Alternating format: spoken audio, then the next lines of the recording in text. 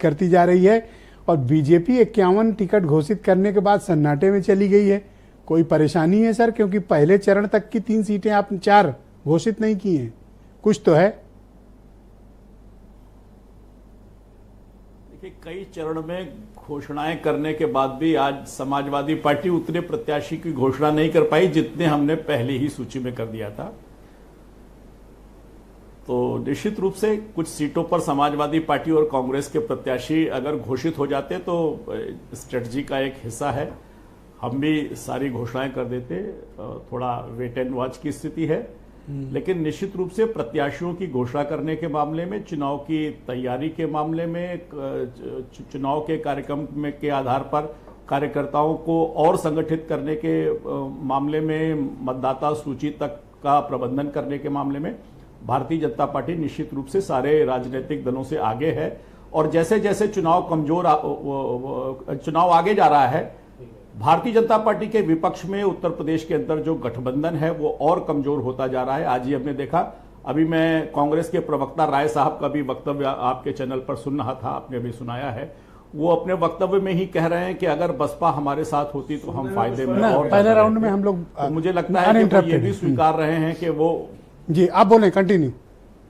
तो वो अगला मेरा सवाल है कि प्रवक्ता ने स्वयं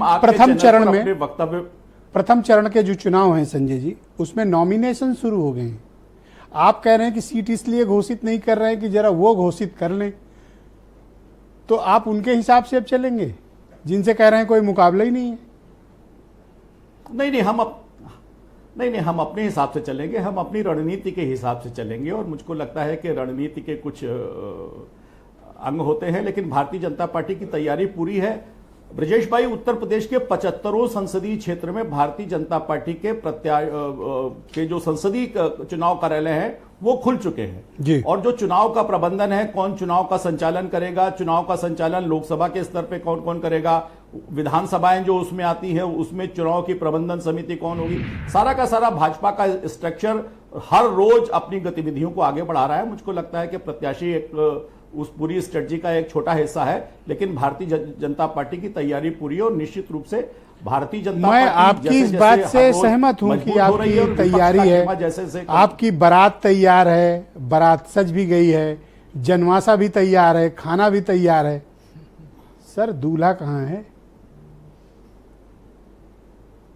अरे दूल्हा हमारा सबसे आगे है, हमारा दूल्हा। एक दूल्हा को कितनी बारात घुमाओगे सर? मोदी ही दूल्हा हैं। एक दूल्हा कितनी बारात? ब्रजेश शुक्ला जी बड़े असमंजस में हैं। एक दूल्हा कितनी बारात? एक ही दूल्हा सब पर भारी है और ये एक ही बारात है सर। पर ये एक दूल्हा 80 बारात कैसे जाएगा सर? है, एक चुनाव है और उसका दूल्हा सबके सामने है ब्रजेश भाई। एक ही बारात है, ये लोकसभा का चुनाव है और देश के प्रधानमंत्री को चुना जाना है। मुझको लगता है कि वही दूल्हा है। एक बारात 80 शादी, जांचा परखा खरा और सारे चीजों पर प्रमाणित, तो बाकी लोग को सहबाला माना जाए और उन्हीं के नेतृत्व में पूरी बारात आगे बढ़ने। बाकी सहबाला है जितने कैंडिडेट हैं। हाँ, सब उन्हीं के पीछे हैं। मैं समझ गया सर। दूल्हा आपका एक ही है, बाकी तो सब है। आप सर प्रत्याशियों का ऐसे बोलोगे, इनका मनोबल गिर जाएगा बेचारे प्रत्याशियों का। इनको आप सहवाला बना रहे हो। मैं आसिफ रिजवी